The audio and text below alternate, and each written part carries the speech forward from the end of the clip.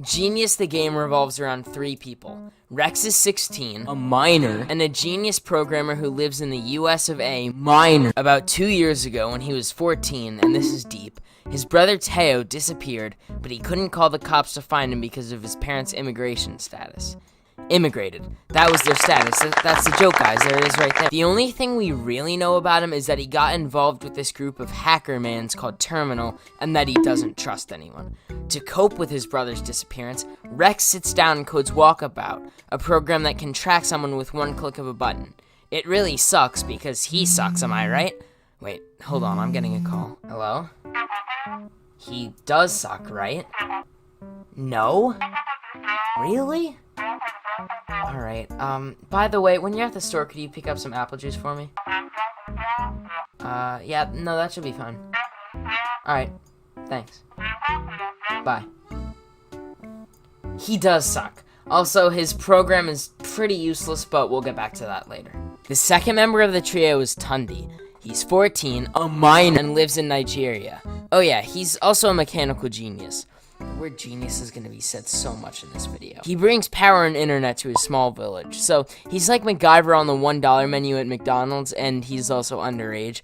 And oh yeah, he's wanted by a military general. This military general wants Tundi to code a GPS jammer, but the most powerful one you've ever seen, because you've totally seen a GPS jammer, right? Hold on, another call? Hello? They have seen GPS jammers, right? No? What the heck? Also, can you pick up some goldfish for me? Yeah, flavor blasted, obviously. Alright, thank you. Bye. So that's something that's really only mentioned for about 5 minutes and will only be conventionally used in the sequel. The third member of the trio is called Painted Wolf. Who the heck names their child Painted Wolf other than parents who are wolves and also paint their children? Another call? Are you serious? Hello? Oh, it's just her username. Oh, okay, that makes so much more sense. You're wanted for tax evasion? Yeah, sure, I can do that.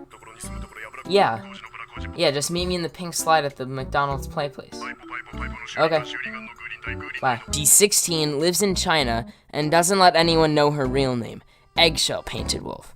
Just kidding, it's actually... Her ability is that she's super smart or something like that, but it's kind of just that whenever Rex or Tundi can't figure something out or don't have a plan, guess what? Painted Wolf does. She also exposes politicians so the government hates her. Right after we've been introduced to the main characters, Tundi tells Rex and Wolf about the game. Let's go! The game is a competition hosted by this 18-year-old billionaire named Kieran.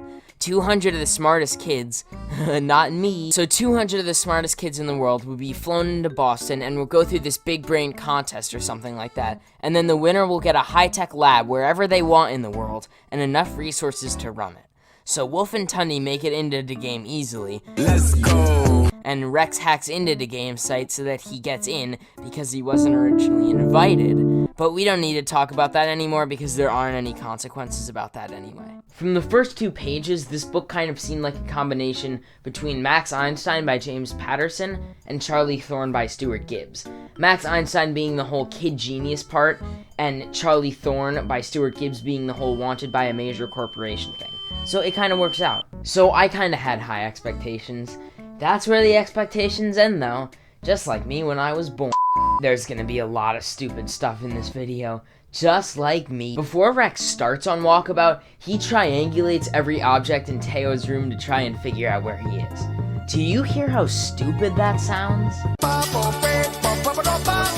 So triangulation is all about making triangles. Cut. That's it, right? Yep. So I can just go home now? Uh-huh, go ahead. Alright, perfect. Triangulation is making triangles using objects as points to try to figure out things. So for example, using the isosceles triangle from my right ear to my nose, I can tell that I don't have any friends.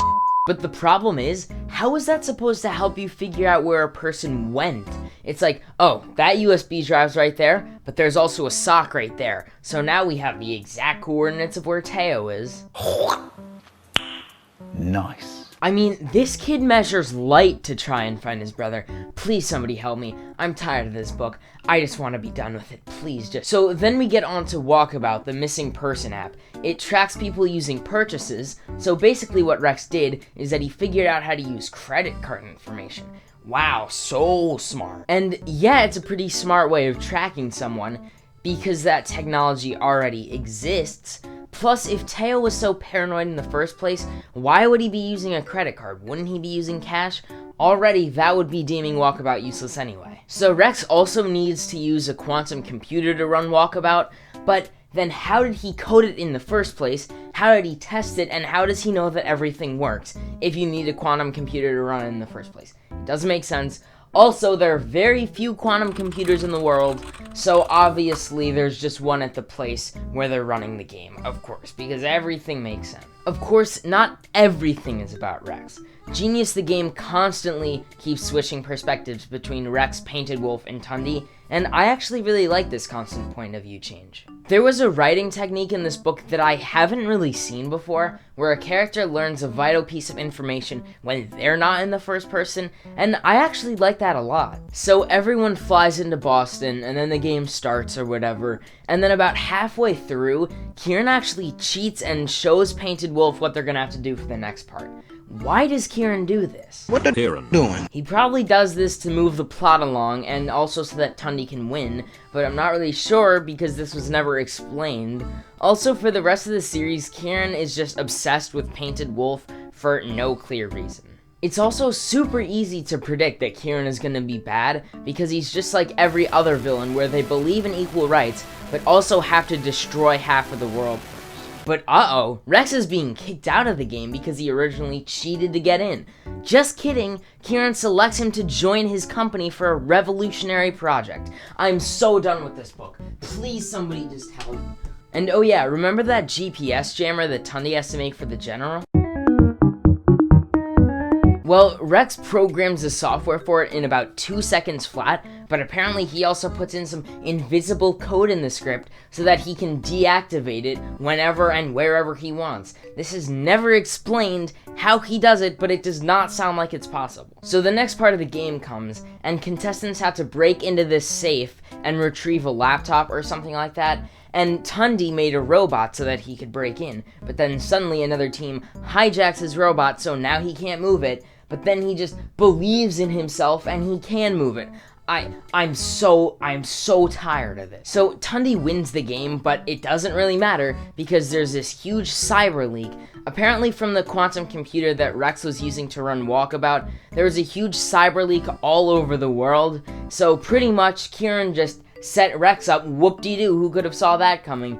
And Tundi really doesn't get to celebrate his win. Can we please let him celebrate this win?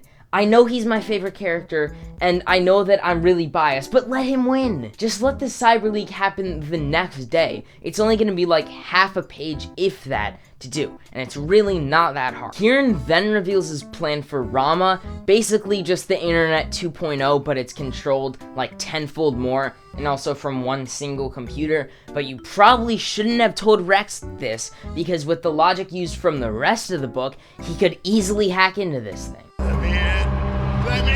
So Rex is arrested and gets held into this police station, and Tundi and Painted Wolf just help him escape because apparently it's not that hard. And his first instinct is to visit his brother Teo, not to reconcile, but just to take down Kieran because apparently we can't have nice things. And that's where the book ends, and it made me super mad because now I have to read the sequel, and just about 80% of this book was just fake tech stuff that was obviously fake, and it makes me so mad. So that's it. That's kind of where the video ends. Maybe I should end this video just like the book did, so suddenly.